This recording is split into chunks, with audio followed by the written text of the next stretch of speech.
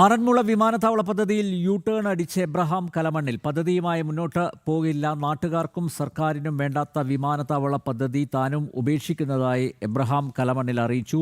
Drone സർവേക്ക് പിന്നാലെയുണ്ടായ വിമർശനങ്ങളെ തുടർന്നാണ് കലമണ്ണിലിന്റെ ഈ നിലപാട് മാറ്റം. ഡ്രോൺ സർവേ നടപടി വിവാദമായതിന് പിന്നാലെ വിമാനത്താവള പദ്ധതിയിൽ നിന്ന് എബ്രഹാം കലമണ്ണിൽ മലക്കം മറിഞ്ഞു. പദ്ധതിയുമായി ഇനി മുന്നോട്ട് പോകില്ല, നാട്ടുകാർക്കും സർക്കാരിനും വിമാനത്താവളം വേണ്ട, പിന്നെ തന്നെപ്പോലൊരു വ്യക്തിക്കാണോ വേണ്ടത്, താൻ വിട്ടു എന്നും എബ്രഹാം കലമണ്ണിൽ. ഇത് നാട്ടുകാർക്കും വേണ്ട, ഗവൺമെന്റും വേണ്ടത്, ഞാനെന്ന് എയർപോർട്ട് ഉണ്ടാക്കുന്നത്, എന്നെ പോലൊരു വ്യക്തിയാണ് എയർപോർട്ട് ഉണ്ടാക്കേണ്ടത്. ഞാൻ ഒരാഗ്രഹം പ്രകടിപ്പിക്കുന്നു. ഈ ആഗ്രഹത്തെ മനസ്സിന് താല്പര്യമില്ലെങ്കിൽ ഞാൻ വിട്ടിരിക്കുന്നു. പക്ഷെ ഒരു കാര്യം പറയാം, ദൈവികമുണ്ട് ഇതിനകത്ത്. അതുകൊണ്ടാണ് ഇത് ഇത്രയും 15 കൊല്ലം കഴിഞ്ഞിട്ട് തിരിഞ്ഞ് ഞങ്ങളുടെ ആറന്മുള വന്നത്. ദൈവനിശ്ചയമുള്ളതുകൊണ്ടാണ് 15 വർഷങ്ങൾക്ക് ശേഷവും പദ്ധതിയുടെ ചർച്ചകൾ സജീവമായി നിൽക്കുന്നത്.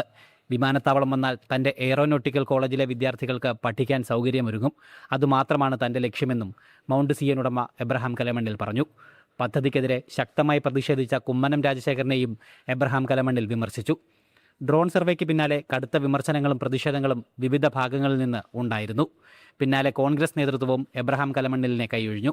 ഇതോടെയാണ് കലമണ്ണിലിന്റെ നിലപാട് മാറ്റം. ജനം, പത്തനംതിട്ട.